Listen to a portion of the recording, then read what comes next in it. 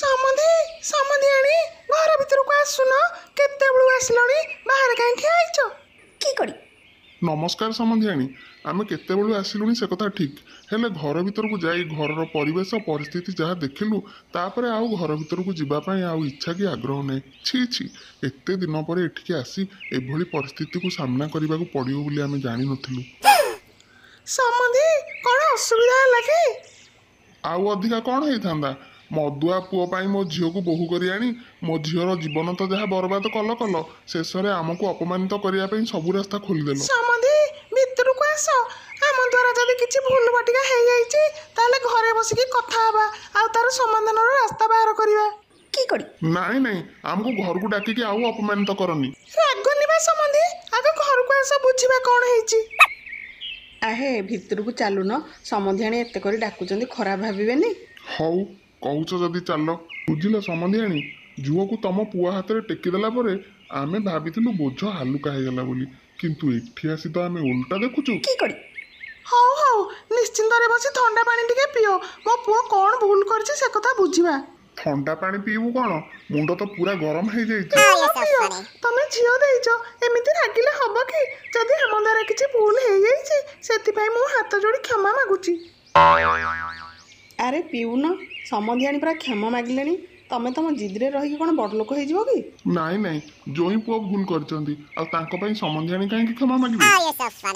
ନାଇଁ ମୋ ସମଧି, ଏଥିରେ କଙ୍ଗାରୁର କିଛି ଭୁଲ ନାହିଁ। ଭୁଲ ନାହିଁ କେମିତି?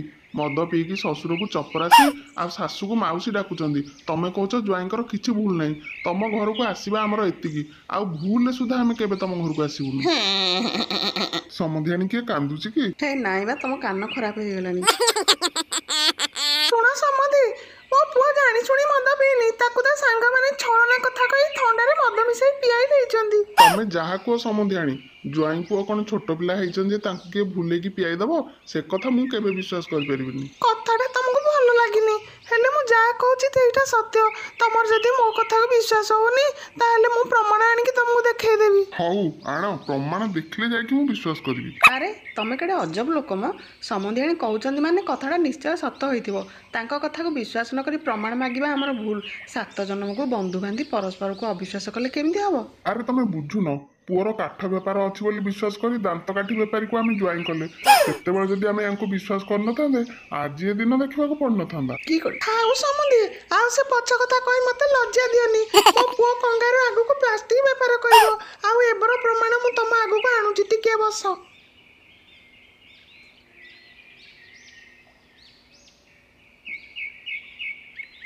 ଆରେ ତମେ ଏମିତି କ'ଣ ହଉଛ? ଯାହା ହେଲେ ବି ଆମେ ଝିଅ ଦେଇଛେ ପରା। ଆରେ ଝିଅ ଦେଇଛେ ବୋଲି କ'ଣ ସବୁ ଅତ୍ୟାଚାର ସହିଯିବା ନା କ'ଣ? ଦେଖିଲଟି, ଆମେ 2 ଜଣ ଆଉ ପିଇବା ପାଇଁ ଗୋଟେ ଗ୍ଲାସ। ତାଙ୍କର ତ ଭଦ୍ରାମୀ ନାହିଁ, ତମ ମୁଣ୍ଡରେ ବି ଖଡ଼ି ମୁଣ୍ଡ ପଡ଼ିନି, ଖାଲି ପିଉନ ହଉଛି। ତମକୁ ଯଦି ଶୋଷ ଲାଗୁଛି ପିଇ ଦଉନ। ଯୁଆଡ଼େ ଗଲ ନା ପକେଇଲ। ବାପା କେଡ଼େ କାଣ୍ଡୁଆ କି ଓ। କି କରି ହେ ଧୀରେ କହୁନ, ସେମାନଙ୍କୁ ଶୁଭ। ଆରେ ସତ୍ୟା, ସବୁ କଥା ସତ କହ। ଦେଖିଲ ବଡ଼ ବୋଉ, ତମେ ସବୁ ମତେ ଗେଲରେ ସିନା ସତ୍ୟା ଡାକୁଛ, ହେଲେ ମୋ ବୋଉ ମୋ ନାଁ ସତ୍ୟାନନ୍ଦ ଦେଇଛି। ମିଛ କହିବା ମୋ ଜାତକରେ ନାଇଁ ଲୋ। ଘଟଣା ଯାହା ହେଇଛି ମୁଁ ସବୁ ସତ କହିବି। କହ, କ'ଣ ହେଇଛି? ଆଲୋ ବଡ଼ ବୋଉ, କାଲି ପୁଅକୁ ଧରି ସ୍କୁଲରୁ ଆସିବା ବେଳେ ମୋ ଗାଡ଼ି ଚକରେ ଗୋଟେ ଲୁହା କଣ୍ଟା ପଶିଗଲା ଯେ ଲିକ୍ ହେଇଗଲା। କାଲି ସେ ଲିକ୍ ମାରା ଦୋକାନୀର ବାହାଘର ଥିଲା ବୋଲି ତା ଦୋକାନ ବନ୍ଦ ଥିଲା, ସେଥିପାଇଁ ଲିକ୍ ମାରିପାରିଲି। ଆରେ ତାପରେ କ'ଣ ହେଲା କହିବୁ ନା ତୋ ସ୍ତ୍ରୀକି ଡାକିବି? ଗାଡ଼ି ଲିକ୍ ହେବା ସାଙ୍ଗରେ ଆଜିର ଏଇ ଘଟଣାର କି କହୁଛି ତନ୍ଦ୍ରା ହଉଛ କାହିଁକି? କଙ୍ଗାରୁ ଠିକ କଥା କହୁଥିଲା। କ'ଣ କହୁଥିଲା କଙ୍ଗାରୁ? କହୁଥିଲା ମୋ ଶ୍ୱଶୁର ଟିକେ ଟିଙ୍ଗା। ଦେଖିଲେ ତ ସମଧିଆଣୀ, ତମ ପୁଅ ଆମ ସାଥିରେ ଘରେ ତ ଯାହା କଲେ, ବାହାରେ ବି ଆମ ନାଁରେ ଏଣୁ ତେଣୁ ଗପୁଛନ୍ତି। ହେ ସତ୍ୟା, ଯାହା କହିବାର ଅଛି ବେଗି କହ, ନହେଲେ ଘଟଣା ସମ୍ପର୍କରେ ସବୁ ତୋ ସ୍ତ୍ରୀକି କହିଦେବି। ଆଲୋ ବଡ଼ ବୋଉ, ତୁ ଟିକେକୁ ସେ ସ୍ତ୍ରୀ ଆଡ଼େ କାହିଁ ପଳଉଛୁ କିଲୋ? କଥାଟା ସିଏ ଜାଣିଲେ ମୁଁ ବେକ ମୋଡ଼ିଦବ ଲୋ।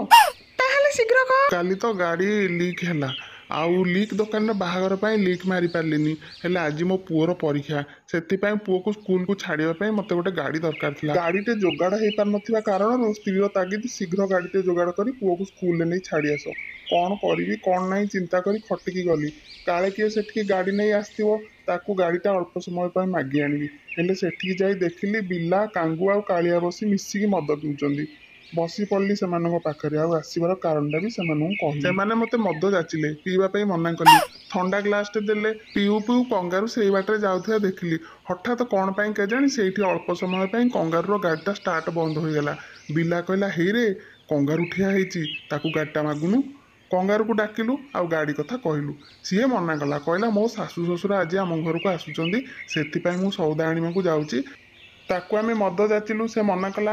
ଥଣ୍ଡା ଯାଚିବାରୁ ପିଇଲା, ହେଲେ ଥଣ୍ଡା ପିଇ ସାରି କାଳେ ପଳେଇବ, ସେଥିପାଇଁ ଥଣ୍ଡାରେ ମଦ ମିଶାଇ ତାକୁ ପିଆଇ ଦେଲୁ।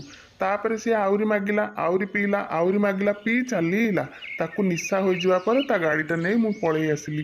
ପିଲାକୁ ସ୍କୁଲରେ ଛାଡ଼ି ଡିକି ଖୋଲି ଦେଖିଲା ବେଳକୁ ଡିକିରେ ବ୍ୟାଗ୍ଟେ ଆଉ ସଉଦା ଲିଷ୍ଟଟେ ପଡ଼ିଛି। ସେଥିରେ 1000 ଟଙ୍କା ମଧ୍ୟ ଥିଲା। ବ୍ୟସ୍ତ ହେଇ ଖଟିକି ଆସି ଦେଖିଲି କେବଳ ଥଣ୍ଡା ବୋତଲ କେତେଟା ଆଉ ପ୍ଲାଷ୍ଟିକ୍ ଗ୍ଲାସ୍ ଛଡ଼ା ସେଠି ଆଉ କେହି ନାହାନ୍ତି।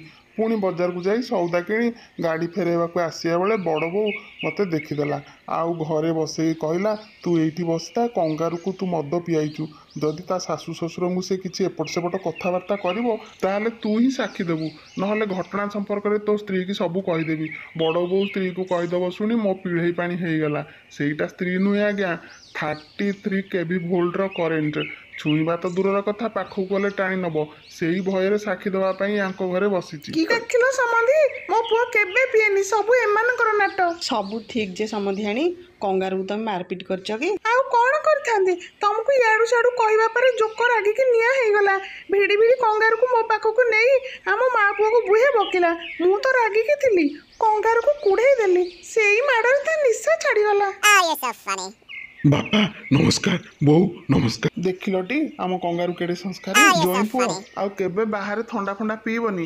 ଆଜିକାଲି କାହାକୁ ବିଶ୍ୱାସ ନାହିଁ। ଦେଖିଲଟି ନିଜ ଗାଁ ପିଲା ହେଇକି କେମିତି ନିଜ ସ୍ୱାର୍ଥ ପାଇଁ ତମକୁ ରାସ୍ତାରେ ଥଣ୍ଡାରେ ମଦ ମିଶେଇକି ପିଆଇ ଦେଲେ। ନାଇଁ ନାଇଁ ବାପା, ଥଣ୍ଡା ପିଇବି କ'ଣ? ଥଣ୍ଡା ଦୋକାନ ପଟେ ବି ଯିବିନି। ଥଣ୍ଡା ଆଉ ମଦ ଉଭୟ ଶରୀର ପାଇଁ ହାନିକାରକ। ମୁଁ ମଦ ପିଇବିନି, ମୁଁ ଥଣ୍ଡା ପିଇବିନି। କିଏ ପିଉଥିଲେ ମଧ୍ୟ ସେମାନଙ୍କୁ ବାରଣ କରିବି। ଏବେ ତ ମୋତେ କ୍ଷମା କରିଦିଅ। ହଉ ହଉ, ଆମେ ତମକୁ କ୍ଷମା କରିଦେଲୁ। ଏବେ ପଳେଇବ କି? ଆରେ ନାଇଁ ନାଇଁ, ଖଇଙ୍ଗା ଶୁଖୁଆ ବେସର, ଚୁନା ମାଛ ମୁସୁମୁସିଆ ଭଜା ନ ଖାଇଲେ ମୁଁ କ'ଣ ଯାଉଛି? ପୁରା ମାସେ ରହିବା ପାଇଁ ପ୍ରୋଗ୍ରାମ କରି ଆସିଛୁ ବା। ମାସେ? ମଲା ମଣିଷ କ'ଣ କହିଲ କି ଜୁଆଇଁ ପୁଅ? ନାଇଁ ବା, ମୁଁ କିଛି କହିନି। ମୁଁ ତ ଭାବୁଥିଲି ତମେ 2 ଜଣ ଆମ ଘରେ 2-3 ମାସ ରହିକି ଯିବ ବୋଲି, ଆଉ ତମେ ମାସେ ରହିକି ପଳେଇବ। କ'ଣ କହୁଛ? ମନ ଖରାପ କରନି ବା, ତମେ ଯଦି କହୁଛ ଆମେ 3 ମାସ ରହିଯିବା ଆଉ।